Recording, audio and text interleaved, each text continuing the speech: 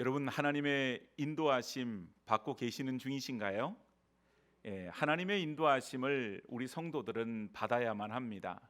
그런데 우리가 주의해야 될 것은 하나님의 인도하심을 받는다고 해서 우리의 마음속에 우리가 바라고 우리가 소원하는 그런 바가 없는 가운데 우리가 인도함을 받는가? 그것은 아니다고 하는 것이죠. 우리가 마음에 원하고 바라고 소원하는 바가 있지요. 그 가운데서 하나님의 인도하심을 구합니다. 그러다 보니 우리의 생각과 우리의 욕심을 온전히 내려놓지 못하고 주 앞에 기도하고 구하게 되면 우리가 하나님의 인도하심을 자꾸 우리가 원하는 대로 끼어다가 맞추는 그런 위험한 일을 하게 되어진다고 하는 것이에요. 그래서 성도들은 하나님의 인도하심을 구할 때 무엇보다도 순전한 마음으로 그것을 구해야만 해요. 그래서 내 뜻대로 내 생각대로 되어야만 하나님의 인도하심이고 내 기도의 응답이 아닌, 하나님께서 나를 이끌어 주실 때 내 원대로가 아닌 아버지의 원대로 그것을 이루실 때에 우리를 선하신 하나님께서 푸른 초장으로 쉴만한 물가로 분명히 이끌어 주신다, 그것을 믿음과 확신하는 가운데 구하고 인도함을 받아야 된다고 하는 것입니다. 자, 여러분, 우리가 하나님의 인도하심을 따라서 잘 가게 되면 비록 우리의 환경적으로는 어렵고 힘들고 또한 여러 가지 상황이 복잡하게 놓여져 있지만 하나님의 인도하심은 항상 선하고 좋고 바른 길인 줄로 믿습니다.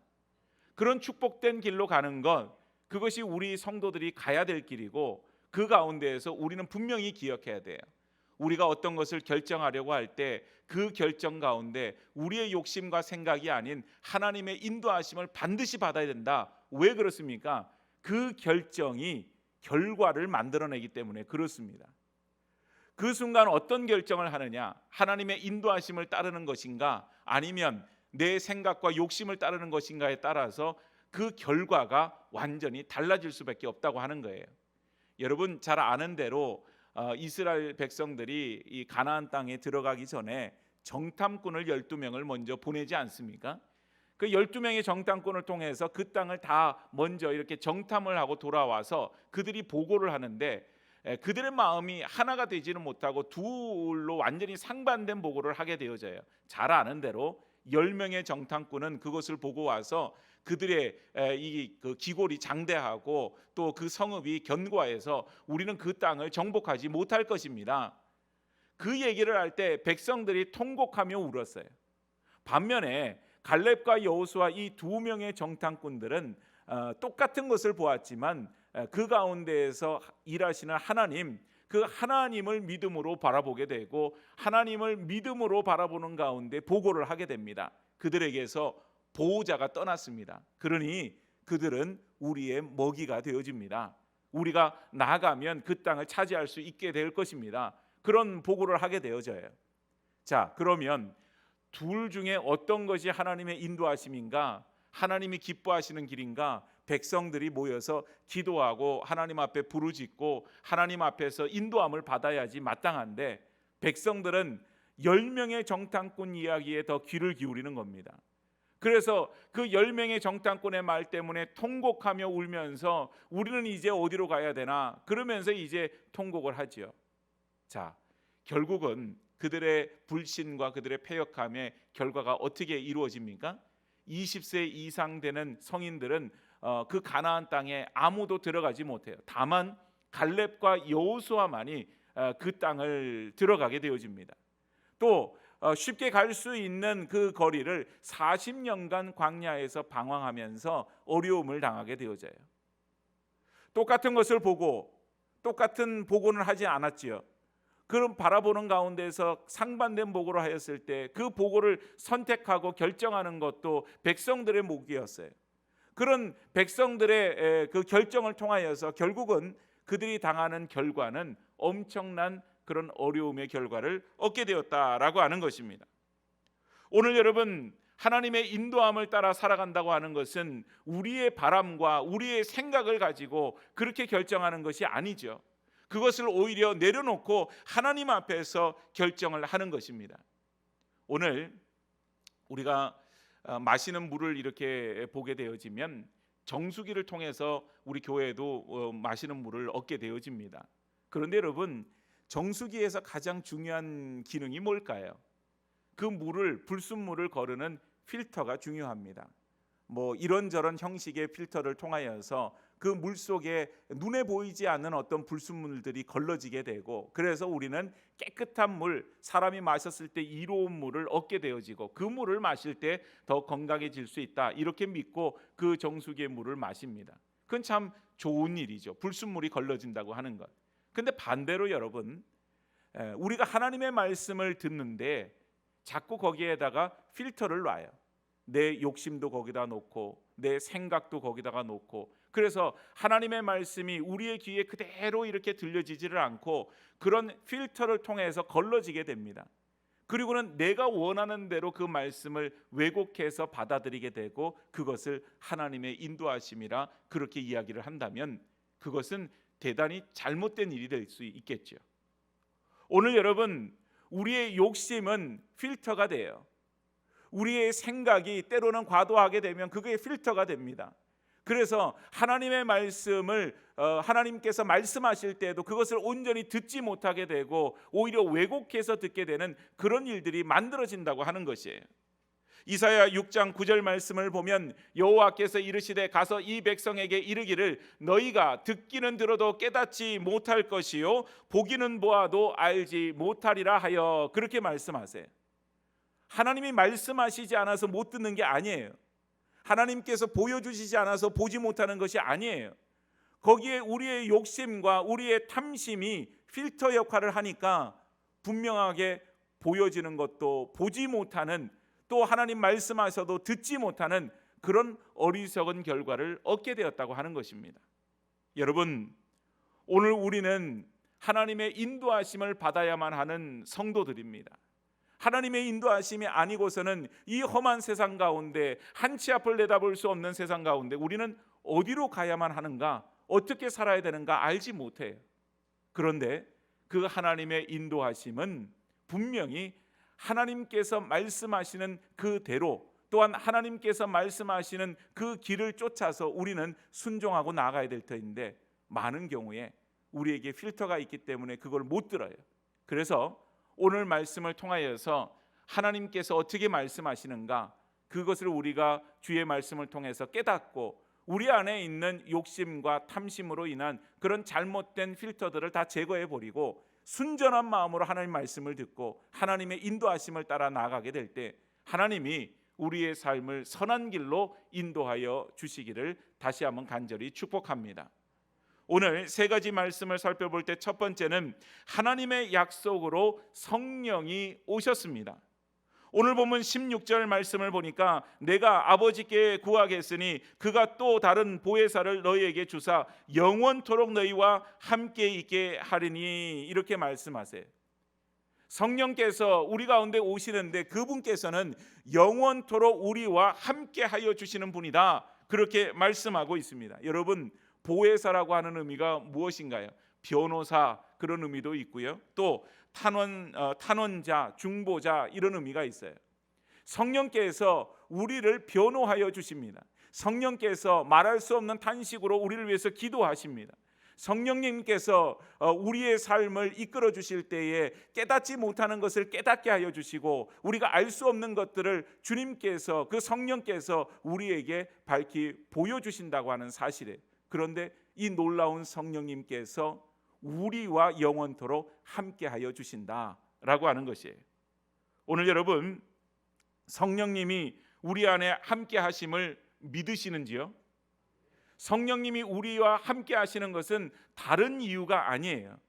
오늘 여러분 고린도전서 12장 3절 말씀을 보면 또 성령으로 아니하고서는 누구든지 예수를 주시라 할 수 없느니라. 아멘. 여러분, 예수 그리스도를 주님이라 인정하시지요? 고백하시지요? 맞습니까? 맞아요. 우리 모두는 다 예수님을 주님으로 고백하기 때문에 이 시간 이 자리에 나와서 하나님 앞에 예배를 드려요. 그러면 오늘 고린도전서 말씀에 의하면 누구든지 성령으로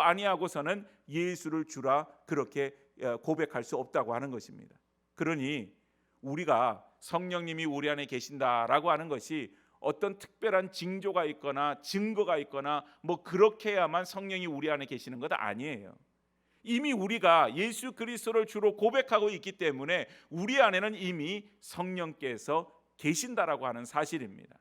많은 사람들이 이제 그 성령님 그러면 신비주의적인 것만 생각을 해요. 방언을 하거나 예언을 하거나 또 어떤 사람이 손을 얹고 기도할 때 병이 낫게 되는 그런 신유의 기적이 나타나거나 뭐 또 신비로운 어떤 것이 나타날 때 성령님께서 역사하시는구나 그렇게 말을 하지요. 물론 방언을 하거나 예언을 하거나 뭐 병을 고치거나 하는 모든 일들에 성령님께서 역사하십니다. 그러나 여러분, 그것만이 성령님께서 계시는 증거가 되는 것도 아니고 그것만이 성령의 역사의 전부는 아니라고 하는 사실이에요. 오늘 여러분, 우리에게 그와 같은 일이 없다 할지라도 우리는 이미 예수 그리스도를 주라 고백하고 있는 그런 성도들이기 때문에 우리 안에는 내가 깨닫지 못하든 내가 그것을 인정하든 하지 못하든 우리 안에는 이미 성령께서 계시는 것을 믿을 수 있기를 바랍니다.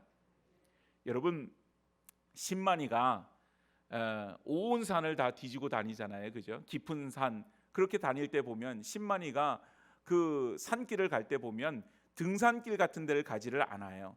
길이 놓여져 있지 않는 막 그냥 그 풀이 우거져 있고 이렇게 가파라져 있는 그런 낭떠러지와 같은 그런 곳을 막 헤치면서 다닙니다. 한 번 나가면 한 3일씩 며칠씩 그 산에서 먹고 자면서 그리고 고생을 하면서 그리고 막 다녀요. 그 이유는 딱 한 가지밖에 없지요. 뭐 때문이에요? 산삼을 찾기 위함이에요. 그런데 여러분, 산삼이라고 하는 것이 늘 갈 때마다 그 신만이가 캘 수 있다고 하면은 그 신만이가 뭐 정말 떼부자가 되지 않겠어요? 그런데 이번에 갔을 때 성공한다는 보장이 없어요. 삼을 캔다는 보장이 없어요. 다음에 갔을 때도 산삼을 캔다는 보장이 없어요. 아니 1년 동안 내에 다녀도 올해 안에 그것을 캔다는 보장이 없습니다. 그런데도 신만이는 산삼 캐는 걸 포기하지 않아요. 왜 그렇습니까? 산에 산삼이 있다고 하는 믿음이 있기 때문이에요. 여러분, 농사를 짓는 농부들을 보면 눈에 보이는 작물을 키우는 사람들이 있어요. 예를 들어서 상추를 키우거나 고추를 키우거나 그거는 땅 위로 이렇게 보여져요. 상추가 이렇게 무성하게 자라고 배추가 자라고요. 고추 이 나무에 고추가 막 열리고요. 이런 게 눈으로 보여지기 때문에 그걸 뭐 믿어라. 이 나무는 고추나무에 나중에 고추가 열릴 거다 믿어라. 그렇게 얘기할 필요는 없죠. 그런데 참 신기한 그게 있어요. 감자와 고구마 농사입니다. 감자 농사 여러분 저 보셨어요? 그 감자 농사 짓는 걸 보면 이 감자를 그 눈이 있는 곳을 이렇게 도려내서 그 씨감자를 이렇게 도려내서 그걸 뭐 소독을 하고 그리고는 그냥 이게 도대체 뭐지 싶을 정도로 도려낸 감자를 땅 속에 묻어요. 그러면 여러분 어떻게 됩니까? 때가 되면 거기서 싹이 나와요. 고구마는 더 이상해요. 그냥 줄기 하나 되는 것을 갖다가 그냥 꼽아 놓습니다. 저기서 뭐가 열리려나? 아니 저게 살기나 하려나? 그런 생각이 들 정도로 처음에는 이상해요. 다 심어놓은 걸 보면 시들시들하고 옆으로 다 누워 있어요. 그런데 여러분 농부가 물을 주고요. 그 관리를 하면 시간이 지나서 이 고구마 줄기가 힘을 받으면 누워있던 고구마 줄기가 이렇게 쓰게 돼요. 그리고는 그 잎이 무성하게 되죠. 고구마 줄기가. 그러면 여러분 나중에 수확철이 돼서 감자나 고구마를 캘 때 보면 어때요? 거기에 주렁주렁 감자가 달려서 그걸 캐게 되고 고구마를 캐게 되고 수확물을 걷게 되는 것이죠. 그런데 이번 농부가 눈에 보이지 않는다고 해서 거기에 고구마가 열린다, 감자가 열린다 그걸 믿지 못하면 누가 농사를 짓겠어요? 그런데 농부는 감자 농사를 짓고 고구마 농사를 지을 때 그 안에 고구마가 맺힐 것을 알아요. 눈에 보이지 않습니다. 날마다 그것을 땅을 호미로 캐서 고구마가 있나 없나 감자가 있나 없나 확인하지 않아요. 심어놓고서는 이제 감자에 꽃이 피게 되고 또 고구마 순이 무성하게 되면 저 안에 고구마가 자라고 있다 그렇게 생각하고 실질적으로 수확철에 캐보면 고구마랑 감자가 거기에 나오는 것입니다. 여러분 눈에 보이는 것만 믿는다면 그것이 무슨 믿음이겠어요? 내 안에 성령님께서 계십니다. 성령님은 우리의 눈으로 볼 수 없어요. 그러나 우리는 성령님이 계시는 것을 믿습니다. 성령님이 내 앞길을 이끌어 주시고 나로 하여금 깨닫게 하여 주시고 나를 위해서 말할 수 없는 탄식으로 기도하시고 성령님께서 우리의 삶을 인도하여 주심을 우리는 믿어요. 눈에 보이지 않아도 믿습니다. 그래서 여러분, 성령님은요, 우리가 깨닫지 못하는 것을 깨닫게 되어져요. 하나님의 말씀인 성경도 그렇지요.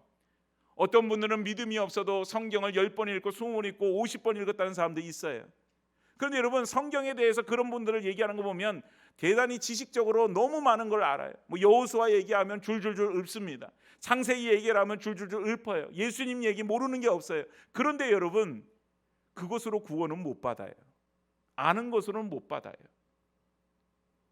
오늘 믿는 사람들은 성령님께서 하나님 말씀을 붙들고 읽을 때에 그 가운데 깨닫게 하여 주시는 은혜, 그전에는 그냥 지나갔던 말씀이 믿어지는 은혜가 있게 되어지는 겁니다. 여러분, 도대체 이게 어떻게 된 일일까요? 왜 어떤 사람은 읽어도 믿지 못하고 어떤 사람은 읽어도 믿게 되어지는 그런 일이 나타날까요? 성령님이 하시는 일이에요. 성령님께서 말씀을 비춰주실 때 깨닫지 못하는 그런 구절들도 깨달음의 은혜를 얻게 되어지는 것입니다. 그 성령님께서 저와 여러분들의 삶을 날마다 인도하여 주세요. 날마다 이끌어 주세요. 어떤 결정을 할 때마다 우리의 삶을 이끌어 주시는 거예요. 그래서 여러분, 우리의 삶을 온전히 성령님께 맡겨드리고 그 성령님 앞에 사로잡힘 받아서 살아가야 하는 것입니다. 내 욕심과 내 생각을 내려놓고 온전히 기도할 때에도 온전히 그 성령님을 의지하고 기도하고 그리고 구하는 것이에요. 어떤 사람이 인내가 너무 부족하다고 느꼈어요. 인내가 뭔지 아시죠, 여러분? 인내가 너무 부족하다고 느끼는 거예요. 그래서 이 사람이 하나님 앞에 그 인내가 부족한 것을 기도해야 되겠다, 그렇게 작정하고선 기도를 하는데 이렇게 기도를 합니다. 하나님, 저에게 인내가 부족합니다. 그러니 인내를 주십시오. 지금 당장 인내를 주십시오. 그렇게 기도했다는 거예요. 무슨 말인지 모르시겠어요? 인내가 부족하다고 기도했으면 인내하면서 기도해야 되는데 지금 당장 인내를 달라고 기도하는 거예요. 여러분, 우리가 하나님 앞에 인도함을 구할 때, 또 하나님 앞에 기도할 때 이런 모습으로 있을 때가 너무 많이 있습니다. 앞뒤가 안 맞는 거죠. 하나님 인도하심을 구합니다. 그리고는 내 욕심대로 내 생각대로 하려고 해요. 하나님 인도하심대로 살겠습니다. 그러고는 순종하지 않으려고 해요. 그건 똑같잖아요. 인내를 구하는데 인내하지 않고 기도하는 거하고 다를 바가 없는 것입니다. 오늘 우리는 성령님을 통하여서 우리는 하나님의 인도함을 받아요. 사도행전에 보니까 16장에 바울이 아시아를 가려고 했는데 성령님께서 막으셨어요. 반면에 사도행전 13장에 보니까는 바울과 바나바가 또 이제 선교여행을 떠나려고 할 때 그때 두 사람이 성령의 인도하심, 보내심을 받았다, 그렇게 성경은 설명하고 있습니다. 여러분, 두 경우 다 선교를 하기 위해서 나가는 거예요. 다른 일이 아니에요. 똑같이 선교를 위해서 나갑니다. 그런데 어떤 때에는 성령님께서 그 길을 막으셨어요.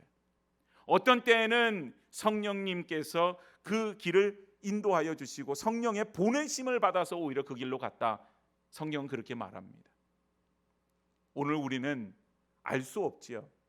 내가 어디로 가야 될지, 어떤 길로 가야 될지, 뭘 해야 될지 참 보면은 안개와 같이 모든 것이 이렇게 투명하지 않아요. 그러나 여러분, 분명한 것이 있습니다. 우리는 모르지만 성령님께서는 아신다고 하는 사실입니다.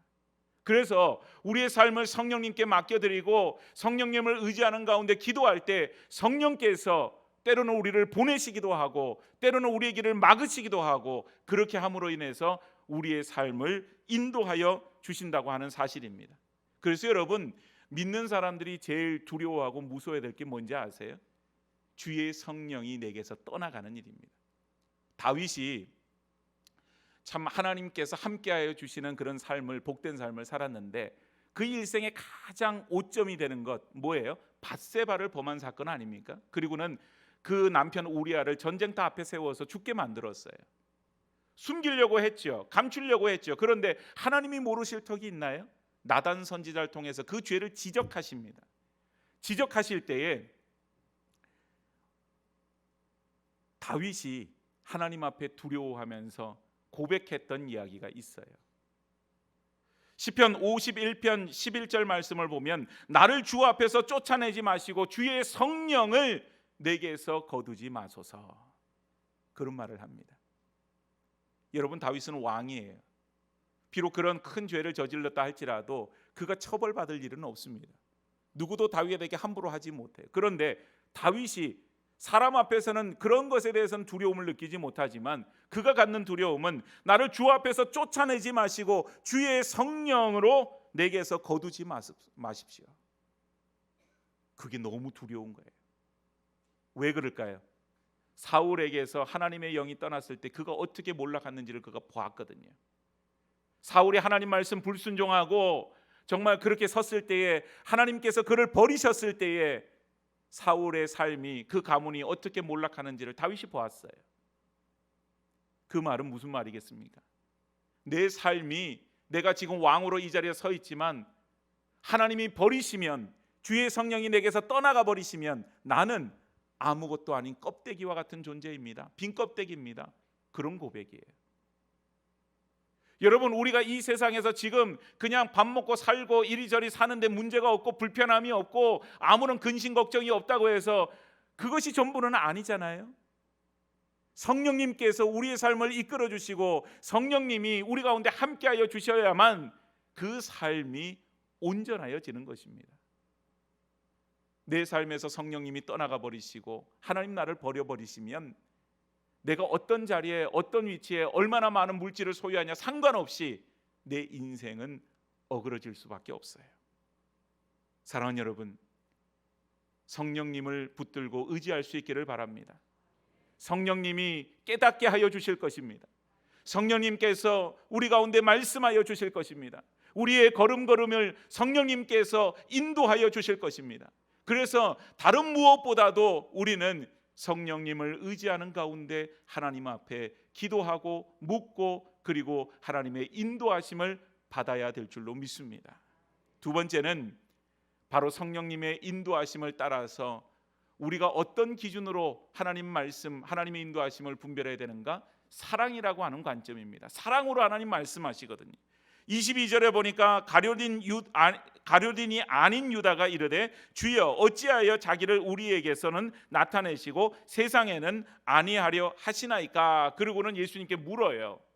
그러니까 왜 우리한테 예수님은 나타나시는데 세상에서는 드러내지 않으려고 하십니까? 이런 질문을 하는 겁니다. 그랬더니 23절 24절에 예수님이 이렇게 말씀하세요. 예수께서 대답하여 이르시되 사람이 나를 사랑하면 내 말을 지키리니 내 아버지께서 그를 사랑하실 것이요 우리가 그에게 가서 거처를 그와 함께하리라. 나를 사랑하지 아니하는 자는 내 말을 지키지 아니하리니 너희가 듣는 말은 내 말이 아니요 나를 보내신 아버지의 말씀이니라. 여러분, 지금 가룟인이 아닌 유다의 질문과 예수님의 대답이 뭔가 좀 연결이 되세요? 그게 왜 세상에서는 안 드러내고 우리한테만 드러내십니까? 했던 이 질문이 지금 예수님의 대답은 갑자기 계속해서 하나님의 사랑을, 아버지의 사랑을 말해요.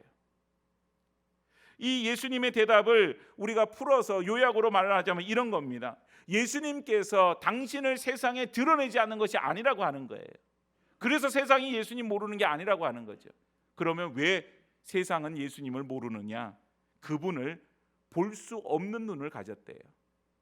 그 말은 바로 볼 수 있는 눈, 사랑이 거기에 없는 겁니다. 하나님의 사랑에 힘입지 않고요, 또 하나님의 사랑에 힘입지 않을 뿐만 아니라 하나님을 사랑하지 않아요. 그러니까 아까 이사야 말씀처럼 눈으로 보기는 보아도 보지 못하게 되고 듣더라도 깨닫지 못하게 되는 그런 영적인 어두움에 빠지게 된다고 하는 것이죠. 오늘 여러분, 하나님은 사랑의 하나님 아니신가요? 민수기와 신명기 말씀을 보면은요, 거기에 광야에서 생활하는 이스라엘 백성들 얘기가 나옵니다. 그런데 광야에 생활하는 이스라엘 백성들 그 얘기를 읽다 보면 막 화가 나요.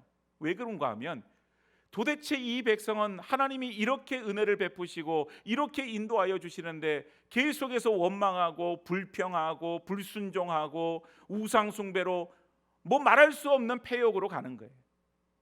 물론 그 광야 생활의 긴 시간들을 그 책 속에 이렇게 짧게 이렇게 적어 놓으니까 우리가 날마다 뭐 그렇게 한 것처럼 느껴지게 되고 그래서 그렇지, 사실 우리의 삶도 긴 세월 동안 보면 하나님께서 우리를 사랑하시고 하나님께서 우리에게 은혜 베풀어 주셨는데 우리는 사실 긴 세월 속에서 그만큼 하나님의 사랑에 응답하고 순종하고 믿음으로 살았는가? 그러지 못하죠. 불순종하고 불평하고 원망했던 많은 시간들이 있어요. 그러니까 사실 이스라엘 백성들의 모습이 우리의 모습이죠, 따지고 보면. 그런데 여러분, 더 놀라운 게 뭔지 아세요?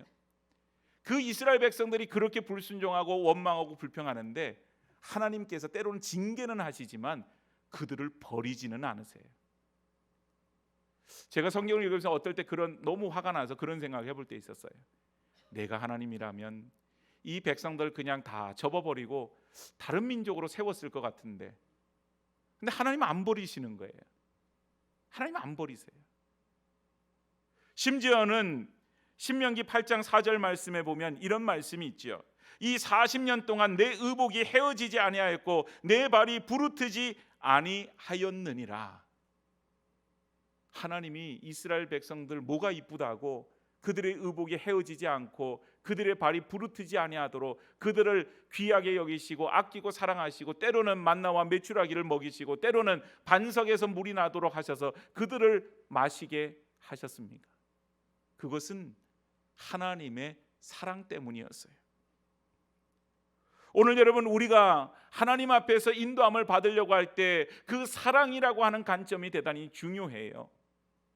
나 자신을 사랑하는 그 자기의 사랑이 아닌 우리가 하나님을 사랑하고 또한 하나님의 사랑을 우리가 다른 사람에게 증거하는 그 일들, 모든 일들이 그와 같은 하나님의 사랑이라고 하는 관점에서 우리가 생각하고 판단해야 된다고 하는 것입니다.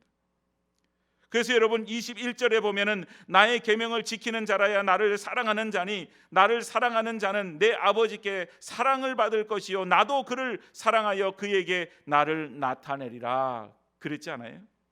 오늘 우리는 하나님의 사랑, 그 사랑에 사로잡힌 바 되어야 됩니다. 그래서 뭘 결정할 때는 몇 가지 기준을 세워야 돼요. 이 일이 하나님을 잘 섬길 수 있는 일인가, 즉 하나님을 사랑할 수 있는 일인가를 생각해야 돼요. 우리가 직업적으로 뭘 선택을 하든 우리의 진로로 뭘 선택을 하든 하나님 사랑하는 쪽으로 우리가 결정해야 된다라고 하는 것입니다. 두 번째는 이 일이 다른 사람을 사랑하는 일에 우리가 그 일을 할 수 있는 일인가, 즉 다른 사람을 유익하게 할 수 있는 일인가를 생각해야 돼요. 또한 세 번째는 하나님의 교회에 덕을 세울 수 있는 일인가, 이 세 가지를 생각하고 결정해야 됩니다. 이 모든 것의 중심은 사랑이에요.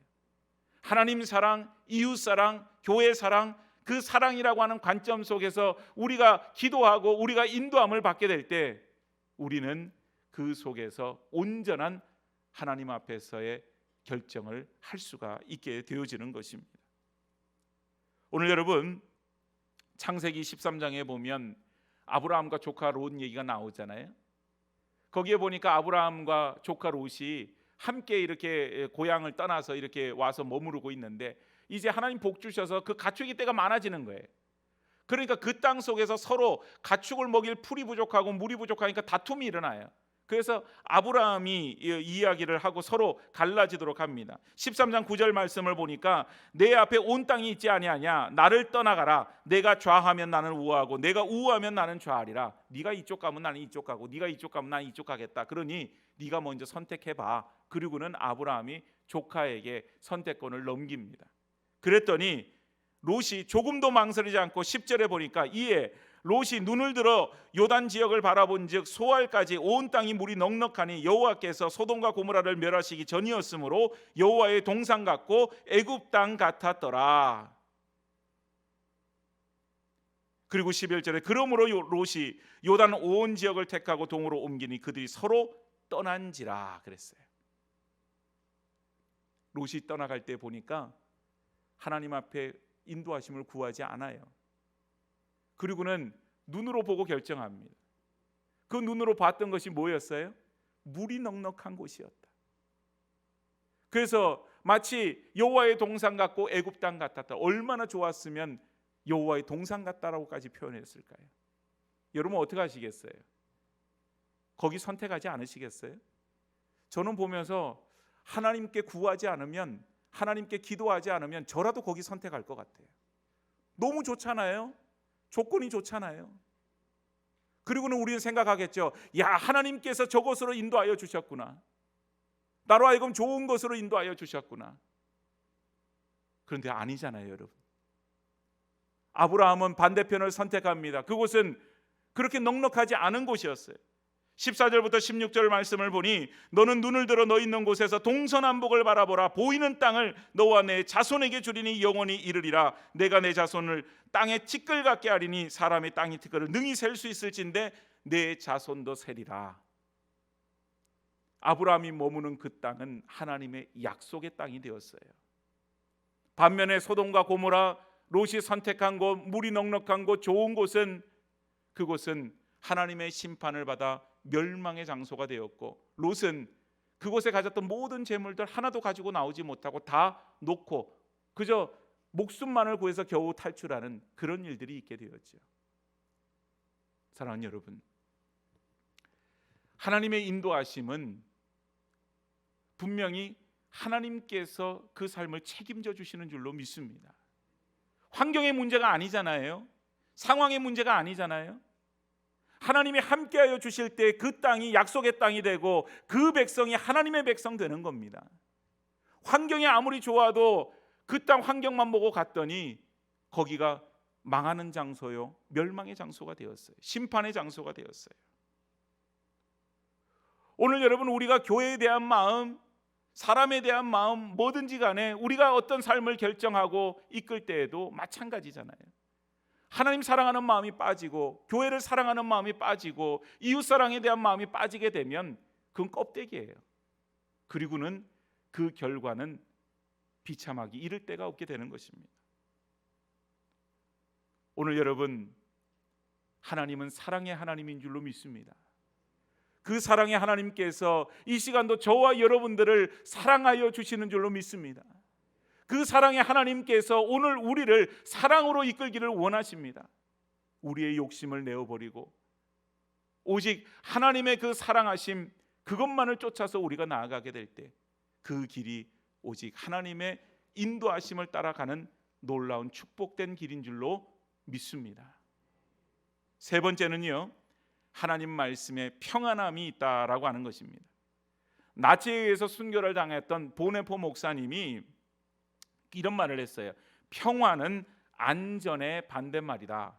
여러분, 평화의 반대말은 전쟁이 되어야 되는데 어떻게 평화의 반대말이 안전이 되느냐? 이 말은 이런 의미예요. 우리가 어떤 일을 결정을 할 때 내 안에 평안함이 있어야 되는데 그게 아니라 편안함 가운데 결정해서는 안 된다고 하는 거예요. 이 말은 하나님이 주시는 이 평안이라고 하는 것은 세상이 주는 것하고 다르다 이 말이죠. 그래서 오늘 본문 27절 말씀을 보면 평안을 너희에게 끼치노니 곧 나의 평안을 너희에게 주노라. 내가 너희에게 주는 것은 세상이 주는 것과 같이 아니하니라. 너희는 마음에 근심하지도 말고 두려워하지도 말라. 이렇게 말씀하십니다.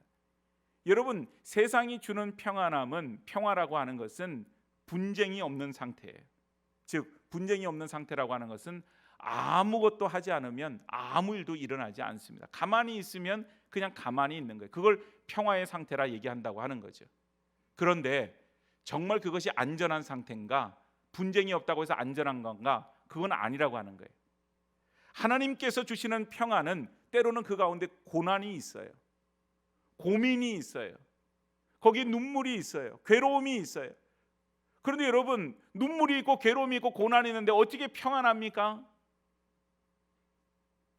그것을 뛰어넘을 때 하나님 주시는 평안함이 있다는 거죠. 자, 예를 들어서 이겁니다.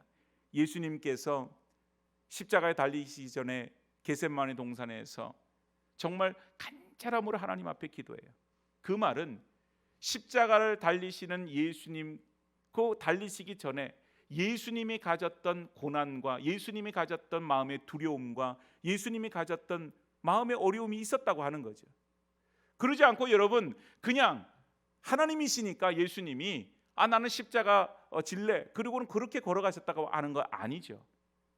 그 괴로움 속에서 하나님 앞에 예수님 기도해요. 아버지여, 이 잔을 내게서 옮겨 주시옵소서. 이 말 속에는 그 예수님이 가지고 있는 고민과 고난, 그 힘듦이 그대로 묻어나 있지 않아요?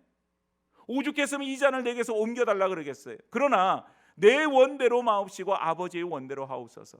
중요한 것은 그것이죠. 그것을 3번이나 그렇게 기도하면서 눈물로 기도하였어요.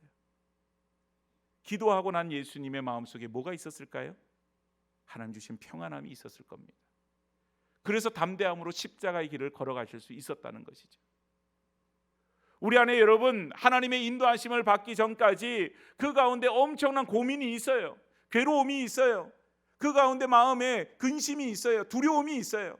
그런데 하나님의 인도하심을 받게 될 때는 그 모든 것을 하나님께서 평안으로 채워 주시는 것입니다. 제가 39살 나이 되었을 때 미국으로 유학 가기로 결정을 하고 준비를 하는데요, 참 고민스러웠어요. 왜냐하면 안 가도 되는 거였거든요. 가도 되고 안 가도 되고 내가 결정하기 나름이에요. 그런데 기도하면서 그 일을 위해서 하나님 앞에 다 내려놓고, 하나님 가게 되면은 뭐 이런 점이 좀 좋을 것 같긴 한데 아무것도 보장되어 있는 거 없습니다. 또 가지 않았을 때는 내가 어떻게 될런지, 또 이러이러한 문제가 있습니다. 뭐 이런저런 온갖 다 이렇게 따져보면서 기도하지 않겠어요? 근데 하나님 인도하심만을 구했어요. 가기 전에 하나님 마음에 평안함을 주셨습니다. 정말로 세상에서 얻을 수 없는 평안함, 하나님이 주신 평안함을 경험했어요. 돌아올 때도 마찬가지예요. 많은 고민이 있고 마음에 어려움이 있었을 때 하나님께서 마음 가운데 평안함을 주셨어요. 오늘 여러분, 우리가 그 걸어가는 그 길은 아무런 분쟁이 없고 문제가 없고 아무런 고민이 없고 괴로움이 없는 그 길이 아니에요. 그러나 여러분, 그 길을 걸어가면서 하나님의 인도하심을 구하고 성령님을 붙들고 하나님께서 이 길을 인도하여 주세요, 그렇게 기도하며 나아갈 때 우리가 하나님의 평안을 맛보게 되어질 줄로 믿습니다. 하나님 평안으로 채워주신다. 사랑하는 여러분, 오늘 우리는 매일매일 살면서 늘 우리가 가지고 있는 욕심과 탐욕으로 인한 삶과 하나님의 인도하심을 받는 삶, 이 두 사이에 늘 싸움이 있어요. 마치 육체의 소욕과 성령의 그런 마음으로 두 가지가 싸우듯이 우리 안에 싸움이 있어요. 하나님의 인도하심을 따르자고 하니 내 육체의 소욕을 접어야 돼. 내 욕심을 내려놔야 돼. 생각을 내려놔야 돼. 그래서 이게 너무 어려운 거죠. 그러나 여러분, 우리는 다른 무엇보다도 내 안에 계시는 성령님을 믿습니다. 나는 그 결정을 하기가 어려워요. 힘이 들어요. 그래서 때로는 헷갈리기도 하고 혼돈되기도 하고 그렇습니다. 그러나 성령께서는 분명히 내 길을 바른 길로 인도하여 주시기를 원하는 줄로 믿습니다. 우리의 영적인 눈을 열어서 더 하나님 앞에 기도하고 더 하나님 앞에 구하고 더 하나님 앞에 확신에 구할 때까지 우리가 구하게 될 때 하나님은 우리의 삶을 이끄셔서 선하고 복된 길로 인도하여 주시리라 믿습니다. 오늘 하나님의 인도하심을 따라 나아갈 수 있는 주의 복된 성도들의 삶이 되어지기를 주의 이름으로 축복합니다.